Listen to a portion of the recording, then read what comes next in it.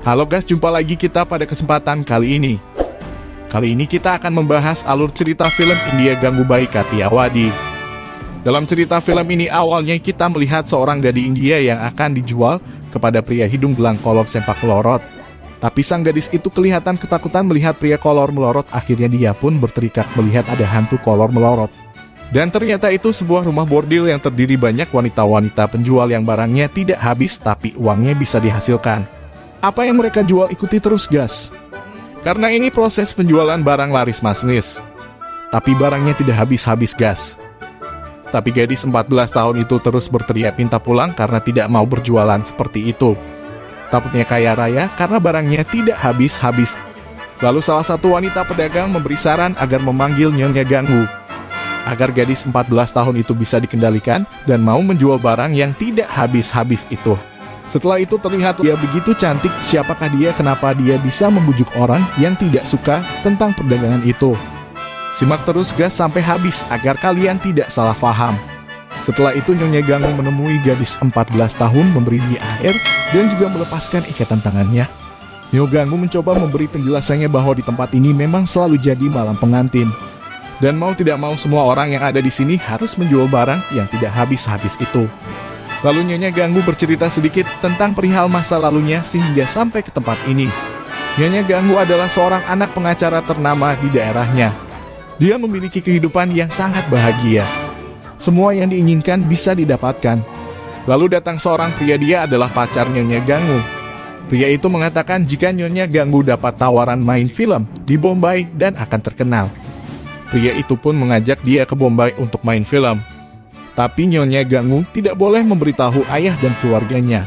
Setelah itu Nyonya Ganggu pun berangkat dengan pria pacarnya itu tanpa ragu sedikit pun.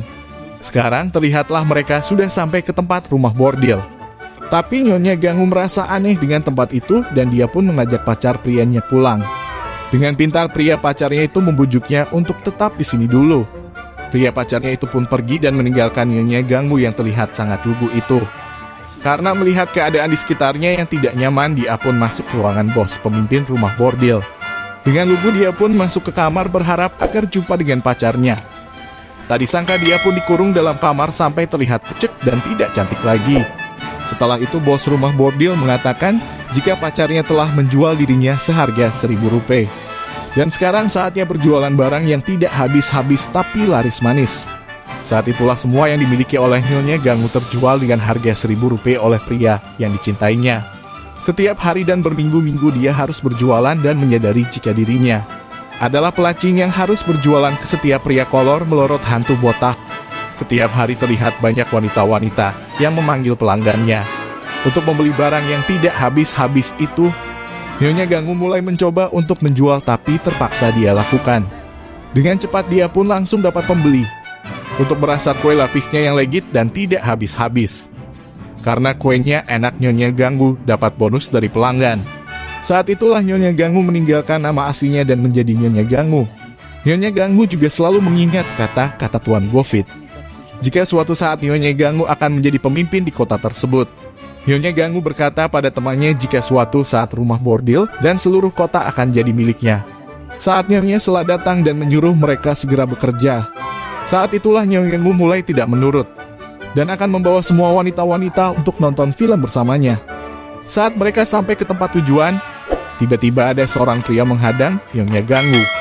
Dengan cepat Ganggu langsung menampar pria itu berkali-kali. Setelah menonton film mereka langsung pulang dan salah satu di antara mereka meminta Ganggu untuk menulis surat pada ayahnya. Dengan rasa sedih dan ingat pada ayahnya juga Ganggu terlihat sangat sedih. Lalu saat tengah malam tiba-tiba datang seorang pelanggan untuk membayar Ganggu dengan harga besar. Dengan segala bibi Sela langsung memanggil Ganggu dan menemui prianya itu. Ternyata pria ini punya kelainan. Bukannya merasakan kue lapis tapi dia malah sibuk membuat Ganggu ketakutan dan terus dipukuli.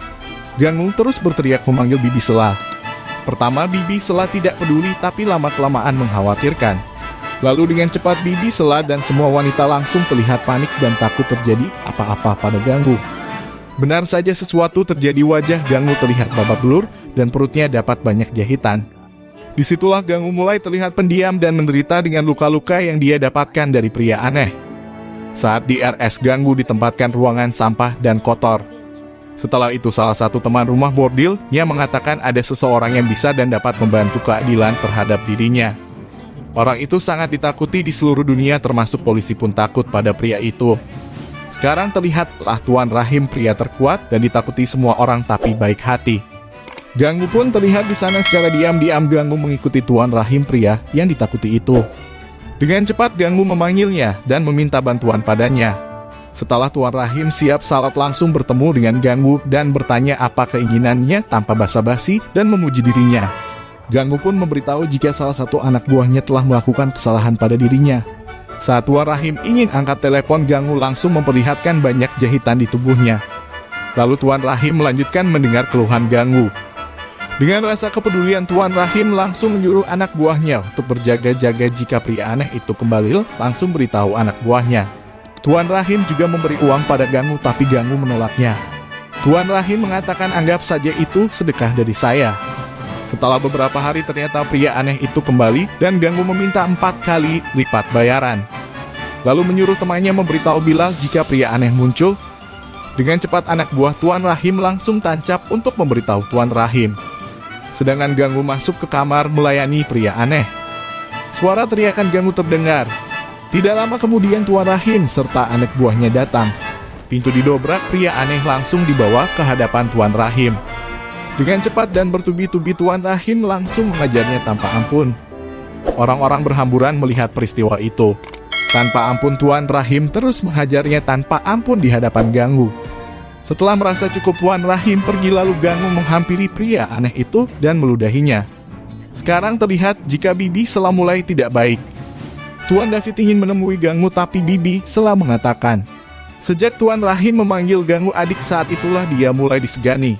Saat itulah Ganggu mulai terlihat kuat dan berani pada semua.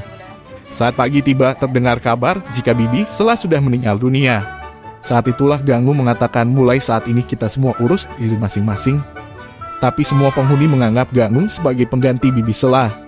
Saat polisi mendatangi Ganggu, saat itulah Ganggu menghadapi dengan cerdas dan membuat petugas polisi tidak berkutik.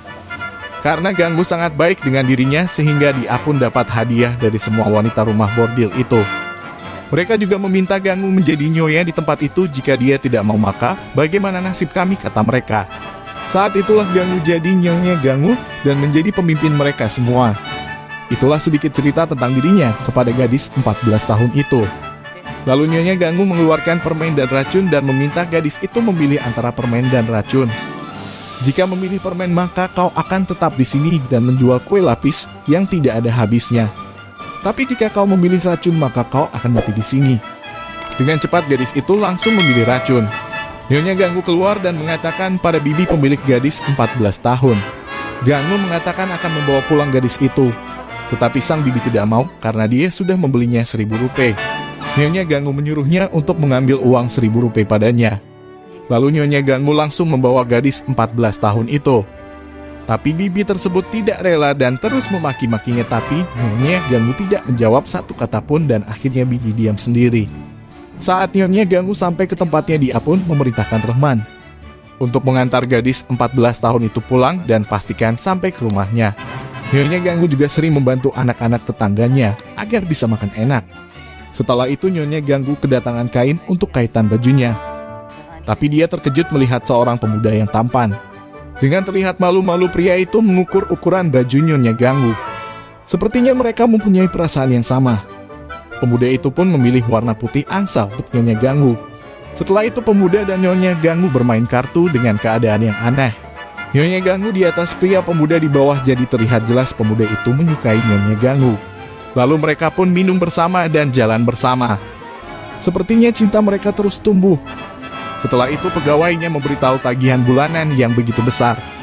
Dan juga melaporkan jika gadis 14 tahun sudah diantar dan apa yang dilakukan oleh Nyonya Ganggu sangatlah mulia. Lalu Nyonya Ganggu berencana mau jadi presiden Kamatipura. Tapi pegawainya takut jika dirinya akan kalah dengan Nyonya Razia. Tapi dengan tegas dan percaya diri bila dirinya akan menang melawan Nyi Razia. Nyonya Razia pun terlihat dan disorak untuk calonannya sebagai presiden Kamatipura. Setelah itu Nyonya Ganggu menemui Tuan Rahim alias Lala di tempat kediamannya. Nyonya Ganggu datang untuk mencari dukungan dari Tuan Rahim agar dia bisa terpilih sebagai Presiden Kematipura, karena lawannya adalah Nyi Razia. Dengan cepat Tuan Rahim mendukungnya dan juga memberi dia bantuan pinjaman uang. Nyonya Ganggu juga meminta untuk bergabung dengan bisnis Tuan Rahim untuk daerah wilayahnya. Karena Tuan Rahim sudah menganggap Ganggu sebagai saudaranya, dia tidak bisa menyetujuinya. Dengan cepat Nyonya Ganggu mengatakan ini semua dilakukan untuk kehidupan dan memperjuangkan kehidupan para wanita yang bekerja sebagai penjual kue lapis yang tiada habisnya, agar mereka hidup lebih baik dan bisa merubah mereka kembali ke jalan yang benar. Kalau Nyi Razia bisa terpilih lagi, maka dia tidak akan tahu bagaimana nasib mereka semua. Lalu Tuan Rahim langsung menyetujui permintaan Nyonya Ganggu dan memberi hadiah mobil padanya. Pria Abdul Razak mengantar baju Nyonya Ganggu, tapi dia sedang mandi. Razak langsung disuruh masuk dan menyaksikan Nyonya Ganggu sedang mandi. Dia pun langsung mengatakan cinta padanya. Nyonya Ganggu juga mengatakan itu dan mereka pun berpelukan. Setelah itu mereka berdua pun jalan bersama dengan mobil baru hadiah dari Tuan Rahim.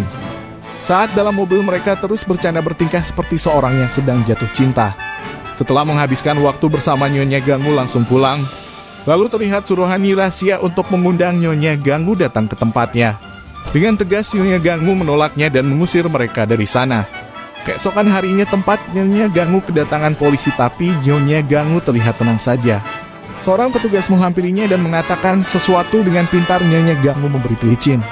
Tanpa basa-basi petugas polisi langsung mengajak pergi anak buahnya dari sana. Seorang polisi lainnya mengatakan jika ini semua ulah Nyi Razia dan meminta Nyonya Ganggu bertemu dengan Nyi Razia, maka masalahmu akan selesai. Tanpa basa-basi Nyonya Ganggu mengatakan sibuk lalu mengejek petugas, kau adalah polisi sejak kapan jadi tukang pos. Setelah itu terlihat Nyonya Ganggu sedang makan, tapi tiba-tiba kedatangan Nyi Razia. Dia pun mencoba untuk mengganggu Nyonya Ganggu, tapi dengan tenang dia bisa menghadapi Nyi Razia.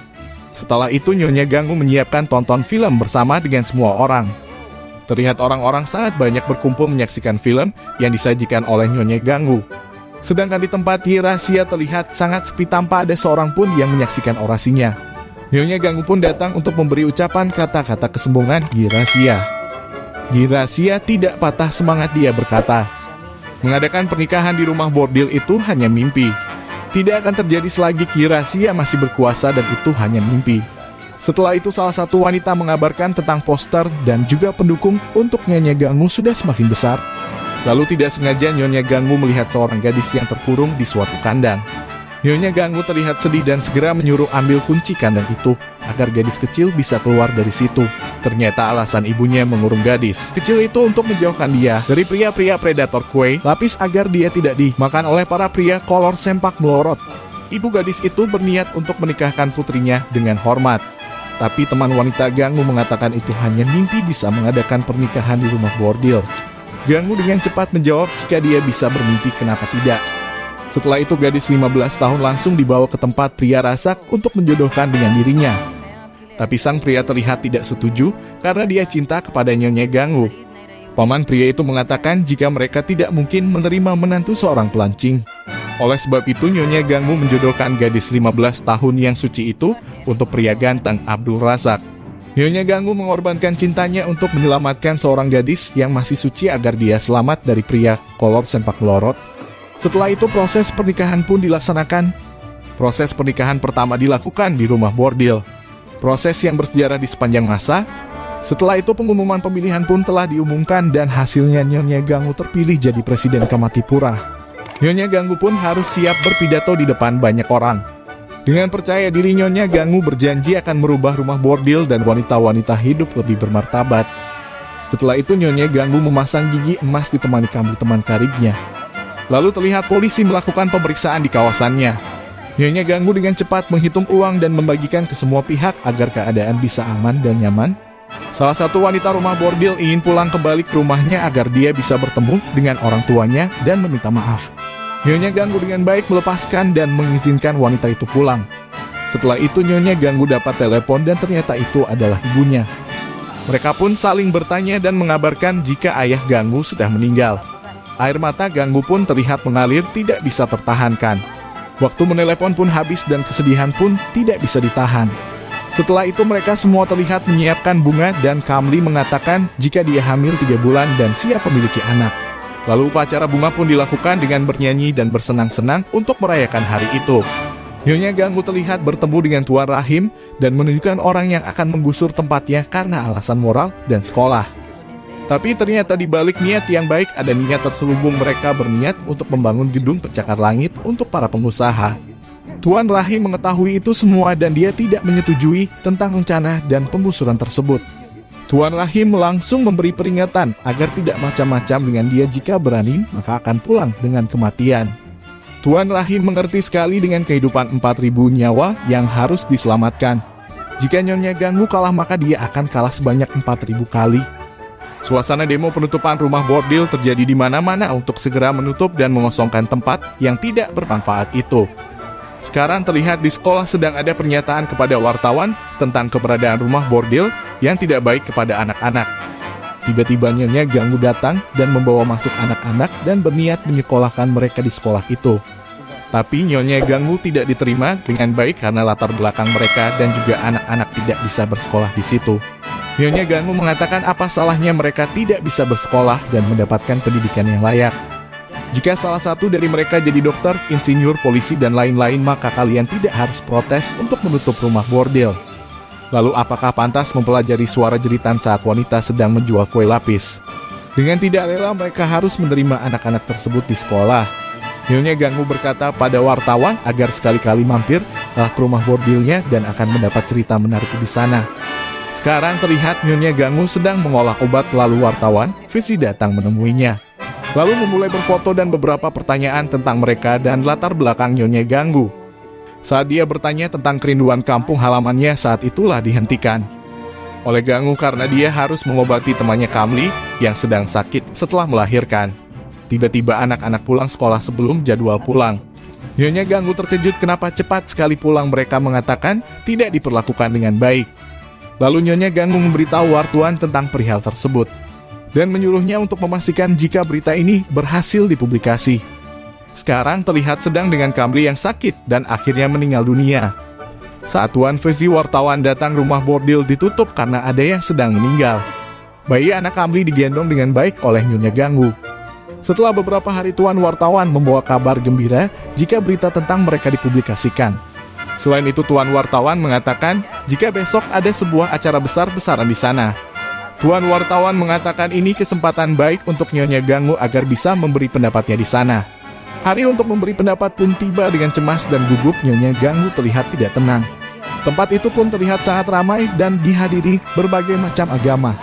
Sekarang pun terlihat Nyonya Ganggu mendapatkan giliran untuk memberi pendapatnya tentang memperjuangkan para pelacing. Dengan lebih terhormat dan juga adil bisa mendapatkan hak-hak mereka secara layak. Saat Nyonya Ganggu mengatakan apa salahnya jika mereka menjual tubuh mereka, apa salahnya. Yang merasa heran jika ada orang yang kehilangan harga dirinya hanya sekali.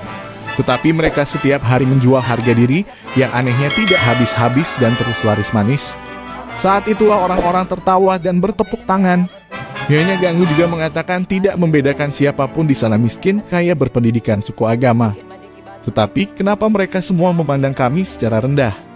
Bukankah mereka pernah ke tempat yang dianggap rendah? Lalu apa bedanya dengan kalian semua? Saat mengunjungi kami dan mencari kepuasan kolor sempak melorot kalian. Bagi polisi kami adalah uang mereka.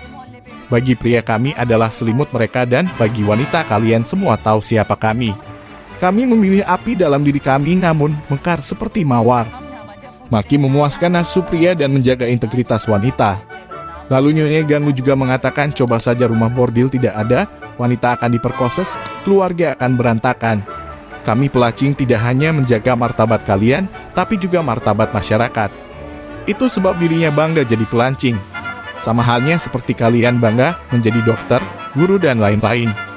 Tapi kalian semua masih saja merendahkan kami dan juga tidak memberikan akses pendidikan kepada anak-anak kami. Apa salah mereka? Apa mereka tidak berhak menempuh pendidikan? Apakah anak-anak kami tidak bisa dapat pendidikan? Bukankah anak-anak kami akan menjadi masa depan India? Para hadirin semua pun berteriak dan menjawab benar dan iya. Maka dengan ini Nyonya Ganggu mengatakan tidak akan rela dan membiarkan para wanita Kamatipura kehilangan tempat tinggal. Dan anak-anak kami akan mendapatkan hak atas pendidikan. Kami juga akan mendapatkan hak kami untuk hidup bermasyarakat dan bermartabat. Mereka semua pun bertepuk tangan atas pidato Nyonya Ganggu. Setelah itu Nyonya Ganggu terlihat di rumahnya dan kedatangan tamu Tuan Patil datang untuk menemuinya. Maksud kedatangan Tuan Patil ternyata tentang politik. Dia meminta dukungan terhadap partainya. Dia mengatakan jika masalah yang dikeluhkan sudah dikirim ke pusat dan akan ditindaklanjuti oleh Mahkamah Agung dan Menteri.